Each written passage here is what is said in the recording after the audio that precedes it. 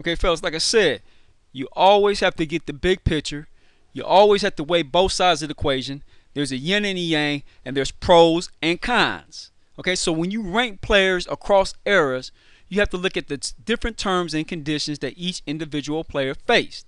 Okay, in today's game, okay, when Kareem, I'll give you a perfect example. When Kareem Abdul-Jabbar played back in the 80s, back in the 70s, 80s, okay, the best players on the court were the big men. They were the centers. They were always the number one player on the team. Okay, when Jordan played, the big man was usually the best player on the team all the way up into the Jordan era. Okay, right around the Jordan era is when it start to go from the big man over into the perimeter game.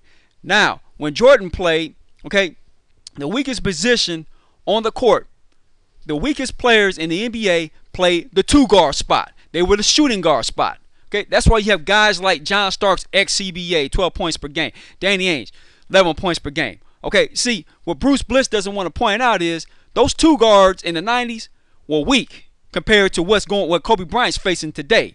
They were smaller and they were lighter players. Okay, Jordan was going against guys that were smaller and lighter. Okay, so he had a strength and height advantage over his opponent, as opposed to Kobe Bryant. There is no strength or height advantage over any of his opponents. He's got to go through 6'8" Tracy McGrady. He's got to go through 6'6" Brandon Roy, 6'6" Ray Allen, 6'7" Paul Pierce, guys like that. Okay, 6'6" Michael Redd, 6'6" Joe Johnson, 6'6" Rip Hamilton. Okay, these guys are not 6'3", 190. All these guys are 6'6", 200 plus. Okay, that's the difference, and that's why you got to focus on your individual matchups and see what Bruce Blitz hates to. When he sits there and talk about Jordan went through the Boston Celtics, he only focuses his attention on the teams and where the teams ranked. He always focuses on the team. He never zones in and focuses on the individual matchup. Okay, so so he has to come up with this propaganda. Bring up stuff like, well, when Michael Jordan played, guys were tougher and had to hit harder, and they were more physical, which is all a bunch of propaganda. Okay, case in point. Okay, here it is, NBADraft.net. Okay, this is the Jordan era.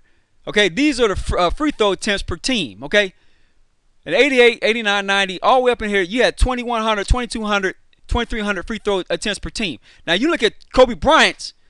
Today, it's 2010, it's 1,998 free throw attempts per team. 2013 free throw attempts per team.